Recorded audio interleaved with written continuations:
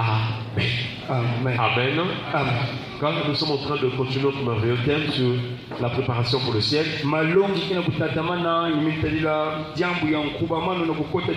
et le Seigneur nous a conduit à comprendre que pour se préparer au ciel, il faut penser aux choses célestes.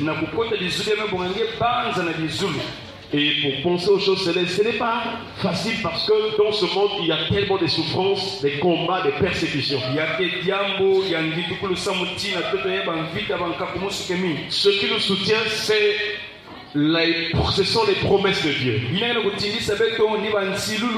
Si tu es fils de la promesse, si tu as la foi en Jésus-Christ, tu dois espérer et croire ce que le Seigneur a dit en ta faveur, ce que le Seigneur a dit au racheté, ce que le Seigneur a dit pour ses enfants s'accomplissent fidèlement. Alléluia. Amen. Et en tant que fils de la promesse, doit en être vraiment de la joie. Il faut penser au ciel. Alors qu'il y a des persécutions et des souffrances, Paul nous en donne sa manière de penser pour le ciel. La première dimension, c'est dans Romains chapitre 8 verset 18. J'estime que les souffrances du temps présent ne sauraient être comparées à la gloire à venir qui sera révélée pour nous. Les souffrances sont sur la terre. Mais si nous avons la pensée de l'éternité, si nous croyons au retour de Jésus, si nous croyons à la gloire à venir, nous allons surmonter les épreuves. Nous pouvons vaincre dans toutes ces situations que nous sommes en train de traverser. La souffrance a une durée. Si tu crois en Jésus, cette souffrance s'arrêtera. Parce que sur la croix, Jésus s'est chargé de tes souffrances. Pour que lorsque les souffrances viennent dans ta vie, la puissance de l'œuvre de Jésus à la croix puisse apporter la délivrance. Reçois ta délivrance ce soir au nom de Jésus. Reçois ta délivrance de toutes les souffrances. Que la puissance du nom de Jésus te libère et te délivre de toutes les souffrances au nom de Jésus. Est-ce qu'on peut acclamer le Seigneur? Et le Seigneur nous a dit la deuxième chose. Il dit maintenant donc trois choses demeurent. La foi, l'espérance, l'amour. En dehors du fait que tu penses que la gloire à venir sera supérieure aux souffrances du siècle présent, tu dois garder par devers soi. Tu dois avoir en toi tous les jours de ta vie la foi, l'espérance et l'amour. Et nous avons commencé la première des choses. C'est la foi. Chers frères et sœurs, la foi est une ferme assurance des choses qu'on espère. Une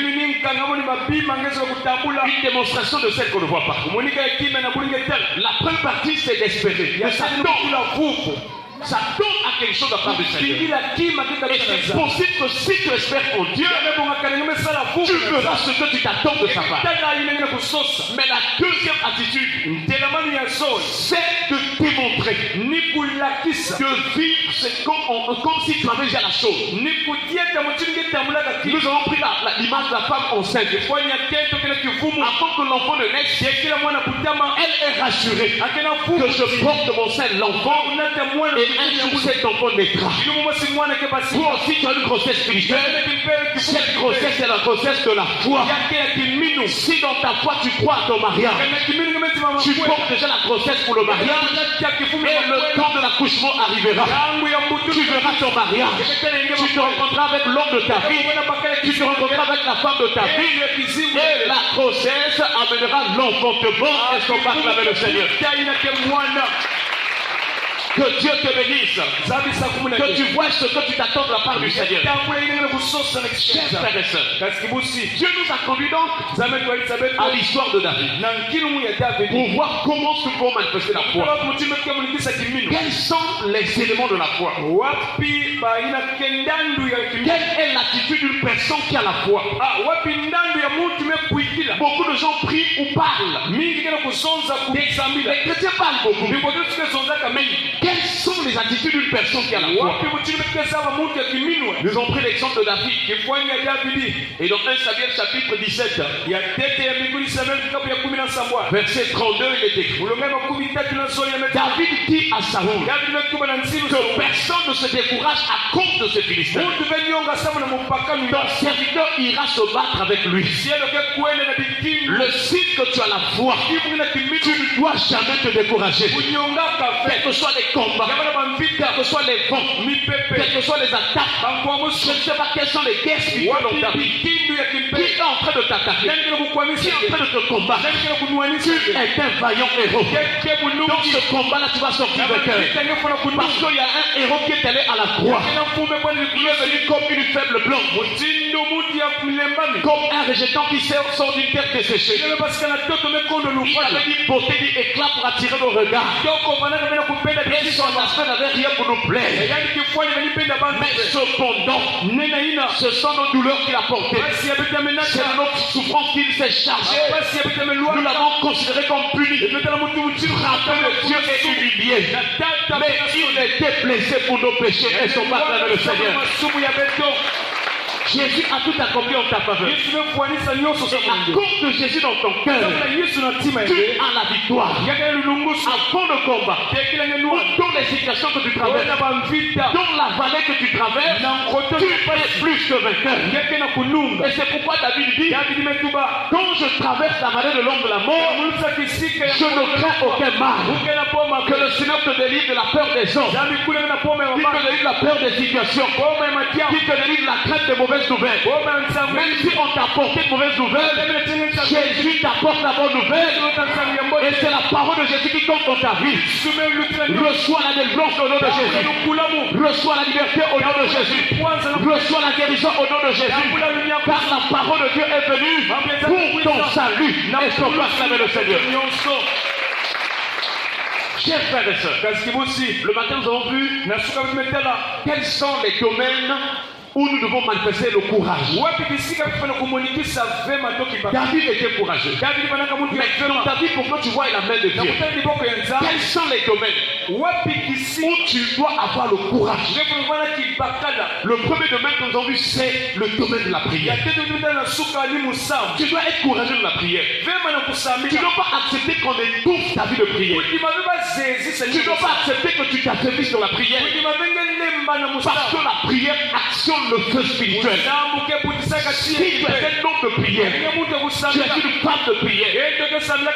Pas la prière de 2 minutes, les prières intenses. La Bible déclare la prière agissante du juste a une grande efficacité. Lorsque tu persévères dans la prière, au départ, quand tu commences la prière, l'ennemi semble résister. Il semble résister. Mais quand tu es en train de foncer, plus tu continues, plus la puissance augmente, plus le feu augmente, et l'ennemi doit tomber et lâcher prise. Alléluia. À partir de ce soir, que l'onction de la prière se monte dans ta vie. Et quiconque venait contre toi, qu'il soit anéanti par la puissance de la prière au nom de Jésus. Chers frères et sœurs, David était courageux dans la prière. Lui, il pouvait prier même 7 fois le jour. 7 fois, il pouvait prier le jour. Et plus tu augmentes en vie de prière, plus la puissance augmente en toi. Et tes ennemis sont sous tes pieds. Chers frères et sœurs, et nous avons vu aussi la prière du roi Salomon. Et nous avons vu comment il pouvait dédier ou confier à Dieu le temple de Dieu. Mais ce qui nous a intéressé ce matin, c'est que on m'a dit c'est l'exhortation de Paul à Timothée. Dans 1 Timothée chapitre 2, le verset 1. Il a dit, j'exhorte donc avant toute chose à faire des prières, des supplications, des requêtes, des actions de grâce pour tous les gens. Donc avant toute chose, tu dois commencer par la prière. Alléluia. Avant de quitter ton lit, la prière. Avant de sortir de ta maison, la prière. Avant d'aller vaquer à tes occupations, la prière. Avant d'aller se rencontrer avec des gens, la prière. Avant d'engager dans un projet, la prière. Donc tout ce que tu vas faire bien avant, il faut passer par la prière. Alléluia. Et la prière va apporter l'onction de Dieu pour que tu réussisses dans tout ce que tu vas faire. Alors ce soir nous continuons les attitudes d'un courageux dans la prière. Un courageux, c'est celui qui a la foi. Mais quelles sont les attitudes? Qu'est-ce qu'on peut avoir à l'intérieur de nous, dans notre cœur, qui nous donne la preuve que nous avons la foi? Chers frères et sœurs, n'attends plus la foi des autres. Toi-même, tu dois avoir la foi. Alléluia. Parce que chacun a ses problèmes, chacun a ses situations. Si toi-même tu n'exprimes pas la foi, tu seras en retard. C'est pourquoi ce soir nous prions que le Seigneur te remplisse de foi. La foi vient de la parole que tu es en train d'écouter. Reçois la foi au nom de Jésus. Première attitude d'une personne qui a la foi. Premier signe ou bien première attitude d'une personne qui vraiment est courageuse dans la prière.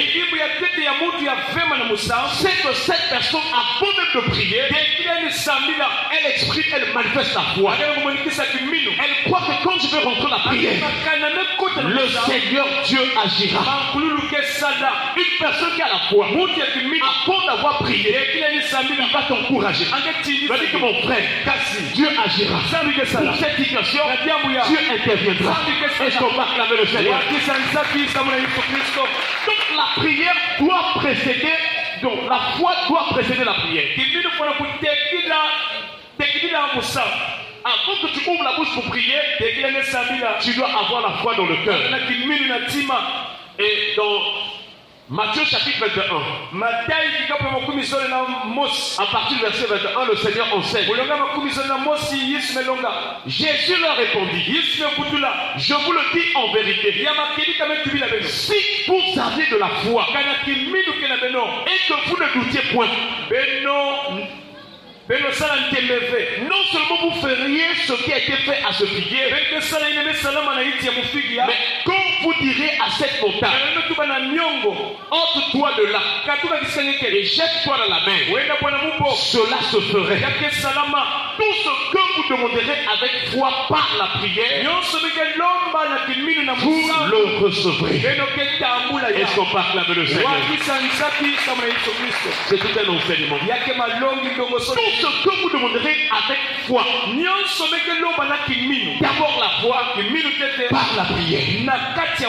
Et ici il donne des exemples de la puissance de la prière, des effets de la prière. Si tu as la foi, quand tu rentres la prière, qu'est-ce que tu peux voir, qu'est-ce que tu peux remarquer, qu'est-ce que tu peux vivre? Et il prend deux exemples. Il dit si vous avez la foi et que vous ne doutiez point, non seulement vous ferez ce qui a été fait à ce figuier. Qu'est-ce qui est arrivé au figuier?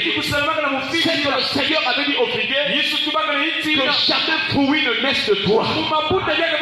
Par la prière, Jésus a fait sécher le figuier. Je ne sais pas la force de tes adversaires, je ne sais pas la force de tes ennemis, mais par la prière de la foi, tu es capable de les faire sécher, de les anéantir, de paralyser leur force. Leurs vigueurs peuvent être anéanties par la puissance de la prière de la foi. Alléluia. Par la prière, le figuier peut être séché, mais par la prière aussi, les ennemis peuvent être maudits. Parce que lorsqu'il a prié, c'était une prière de malédiction pour ce figuier. Qui est en train de maudire ta vie? Tu as l'autorité, le pouvoir de détruire les œuvres de cette malédiction. Alléluia. Si c'est toi comme Moïse, sache qu'en Jésus-Christ, tu as le pouvoir de renvoyer la malédiction. Tu as le pouvoir de déclarer des paroles et ces personnes vont être frappées par la malédiction. Voilà pourquoi on ne joue pas avec les enfants de Dieu. Mon frère, ma soeur, si réellement tu es en Jésus, je voudrais te rappeler que tu as des privilèges, que tu as la puissance, que tu as l'autorité. Quand tu déclares une parole par la prière de la foi, cela s'accomplira. Si quelqu'un te lance un défi, tu mourras. Tu peux annuler cela et tu peux déclarer que toi-même tu mourras et il mourra au nom de Jésus. Amen. On ne joue pas avec un enfant. On ne joue pas avec un serviteur de Dieu. On ne joue pas avec l'église de Dieu. Chers frères et sœurs, tu as le pouvoir de la parole à travers la foi dans la prière. Première attitude, c'est d'avoir la foi avant de prier. Et de croire que dans la prière, chers frères et sœurs, tu peux maudire, tu peux détruire les figuiers. Chers frères et sœurs, il dit, quand vous direz à cette montagne, ôte-toi de là et jette-toi de la mer, cela se ferait. Le figuier comme la montagne, c'est l'image aussi des personnes des gens.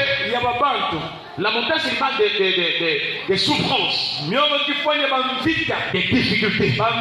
Mais le Seigneur veut nous enseigner que si tu as la foi, tu peux déplacer tes souffrances. Tu peux déplacer tes difficultés. Même si toute la famille souffre, toi tu peux ordonner à cette difficulté de te quitter.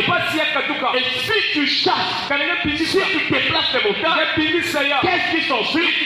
C'est la paix. Ne sont pas fermés le Seigneur. Le but du diable, c'est de rendre les gens malheureux. Comme les Madianites étaient en train de rendre malheureux Israël. La Bible déclare la même puissante, la même de manière plus puissante sur Israël. Et Israël fut très malheureux à cause de Madian. Et chers frères et sœurs, c'est ce que l'ennemi fait tous les jours. Il veut que tu sois dans la souffrance, il veut que tu sois dans la douleur, il veut que tu sois dans les difficultés, il veut que tu puisses manquer de paix. Mais puisque Jésus nous a sauvés, et nous a donné l'autorité sur toute la puissance de l'ennemi, tu ne dois plus accepter les impositions du diable. Tu ne dois plus accepter les impositions des démons. Tu ne dois plus accepter les impositions des agents de Satan. Parce que Jésus a tout accompli. Et il t'a donné le pouvoir. C'est à toi de l'exercer. C'est à toi de s'imposer. Quel que soit l'endroit où tu te trouves, ne crains rien. Quel que soit le nom de tes adversaires, ne crains rien. Parce que celui qui habite en toi est plus grand que celui qui est dans le vent. Et celui qui habite en toi est le maître des temps et des circonstances. Il est le maître du ciel et de la terre. Alléluia. Tu as l'autorité au moyen de Jésus sur les cieux, sur la terre et sous la terre. C'est ce qu'on partage avec le Seigneur. Que le Seigneur te donne la victoire ce soir au nom de Jésus. Que tout ce qui malmené ta vie tombe au nom de Jésus. Que tout ce qu'on t'avait imposé soit renversé au nom de Jésus. Tu dois entrer dans ta destinée. Tu dois témoigner cette année. Tu dois proclamer que l'Éternel est merveilleux. Il est bon. Tu dois proclamer sa bonté. Tu dois proclamer sa fidélité. Tu dois proclamer ses hauts faits. Tu dois proclamer sa grandeur. J'aimerais te dire que Dieu est grand. Alléluia. Et ça se passe dans la foi et dans la prière. Deuxième attitude d'une personne qui est courageuse dans la prière. Une personne qui est courageuse dans la prière, c'est une personne qui a la foi. Sa deuxième attitude, en dehors du fait que lorsqu'elle rentre la prière, elle a déjà la foi. La première attitude. La deuxième attitude, elle doit avoir la foi en la toute puissance du nom de Jésus-Christ. ne doit pas mélanger sa foi avec les traditions. Elle ne doit pas mélanger sa foi avec les croyances du monde. Une personne qui est courageuse dans la foi doit avoir une seule foi en une seule personne, en un seul Dieu, en un seul Seigneur, la personne de Jésus de Nazareth. Est-ce qu'on va acclamer le Seigneur? Chers frères et sœurs, dans Acte chapitre 3, le verset 6, il est écrit, alors Pierre lui dit, je n'ai ni argent ni or, mais ce que j'ai, je te le donne. Au nom de Jésus de Nazareth, lève-toi et marche. Est-ce qu'on va acclamer le Seigneur? Pierre, il dit, je n'ai ni argent ni or, mais ce que j'ai. Qu'est-ce qu'il avait? Le nom de Jésus. Lorsqu'on reçoit Jésus, on reçoit son nom. Alléluia. Son nom, c'est son identité, c'est aussi son statut, c'est sa personne. Voilà pourquoi la Bible nous exhorte de croire en son nom. Alléluia. Parce que son nom est au-dessus de tout nom. Dans ce monde, chaque chose, presque chaque chose a un nom. Dans le domaine des maladies, les maladies ont des noms. Dans le domaine des démons, les démons ont des noms. Les hommes aussi ont des noms. Les situations aussi ont des noms. Mais malgré tous ces noms-là qui existent, il n'y a qu'un seul nom qui soit au-dessus. C'est le nom de Jésus. Et quand tu prononces ces noms-là, tu ne peux plus être confondu. Quand tu crois en ce nom, si tu as reçu Jésus et que tu crois en son nom, ce nom te donne de devenir enfant de Dieu. Et ce nom manifeste la puissance de Dieu. Même si tu n'es pas fort dans la prière, mais si tu as la foi au nom de Jésus, ce nom de Jésus va manifester des miracles, va faire taire l'ennemi. Alléluia. Et ce jour-là, cet homme-là qui était malade, depuis sa naissance, pour vivre, on lui donnait le monde. Mais ce jour-là, sa situation a été résolue. Il était guéri. Non pas à cause de l'argent, mais il était guéri par le nom de Jésus. Pierre était rassuré. Il était un homme courageux dans la prière. Et il a exercé sa foi dans le nom de Jésus. Chers frères et sœurs, qu'en est-il de ton cœur? Est-ce que tu as la foi au nom de Jésus? Comment tu comprends le nom de Jésus? Quelle est ta connaissance du nom de Jésus? Qui est Jésus pour toi? Comment tu vois la puissance du nom de Jésus? Le secret des apôtres, c'est que la foi au nom de Jésus. Et c'est ce que Paul a exhorté aux Romains. Il dit, quiconque croit en lui, quiconque croit en son nom, ne sera point confus. Est-ce qu'on peut acclamer le Seigneur? Et lorsque cet homme-là a été guéri, quelque temps après, on est venu arrêter Pierre et Jean. On les a placés au milieu par les scribes, les chefs religieux. Ils ont dit, dites-nous, par quel pouvoir et au nom de qui vous avez fait cela? Qu'est-ce qu'ils avaient fait? Le miracle au nom de Jésus. Mais ces gens-là ne croyaient pas. Les chefs religieux, c'est ceux-là qui ont soudoyé le peuple pour crucifier Jésus. Ils ne voulaient même pas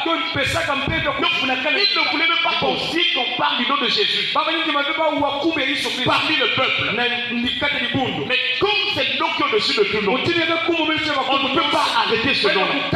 On ne peut pas empêcher la manifestation de la puissance de ce nom. Dans le monde entier, quelles que soient les religions qui peuvent être là, quelles que soient les coutumes et les traditions des hommes, aucune puissance, aucun esprit, aucun ange déçu, aucune créature peut être au-dessus du nom de Jésus. Alléluia. Et eux, ils voulaient vraiment tout faire étouffer l'évangile par le nom de Jésus. Et ils ont arrêté Pierre et Jean. On les a placés au milieu. Dites-nous, par quel pouvoir? Au nom de Dieu. Comment ils tombent de le piège? Et c'est là où Pierre va prendre la parole. Nous sommes dans Actes chapitre 4. À partir du verset 10 jusqu'au verset 12. Il est écrit. Ça c'est Pierre qui parle. Au verset 8, la Bible déclare, il fut Pierre rempli du Saint-Esprit. Il a commencé à parler. Il n'a pas parlé en langue. Il était rempli du Saint-Esprit. Mais il a déclaré la parole avec assurance. Lorsqu'une personne est remplie du Saint-Esprit, cela ne doit pas dire forcément qu'elle doit parler en langue. Non. Elle peut libérer une parole de sagesse. Elle peut libérer une parole de connaissance.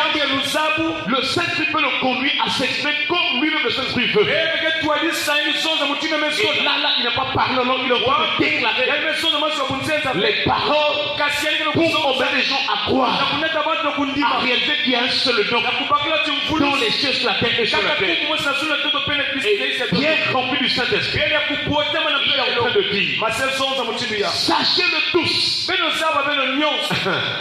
Chers frères et sœurs, il dit sachez-le tous. Donc, tout ce qui existe, les choses visibles comme invisibles, sachez-le tous. Il commence à présenter le nom de Dieu. Et que tout le peuple d'Israël le sache. Est-ce qu'on va acclamer le Seigneur? Donc, l'humanité, les peuples, les familles, quel que soit l'endroit, que tout le monde le sache. Mais qu'est-ce qu'on doit savoir? Il dit, c'est par le nom de Jésus-Christ de Nazareth. Ce que le monde doit connaître, doit savoir. Ce que les hommes doivent savoir. C'est que la solution n'est que par le nom de Jésus de Nazareth. C'est ce que Pierre est en train d'enseigner là.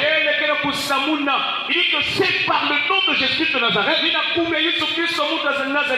que vous avez crucifié. Et que Dieu a ressuscité des morts. Est-ce qu'on peut acclamer le Seigneur? C'est par lui que cet homme se présente en pleine santé devant vous. Jésus est la pierre rejetée par vous qui participez. Et qui est devenu la principale de l'homme. Il y a de salut en aucun autre.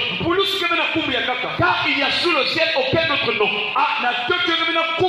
qui ait été donné parmi les hommes par lequel nous devions être sauvés. Alléluia. Amen. Voilà. La Bible est claire. Pourquoi tu vas encore invoquer les Bibles?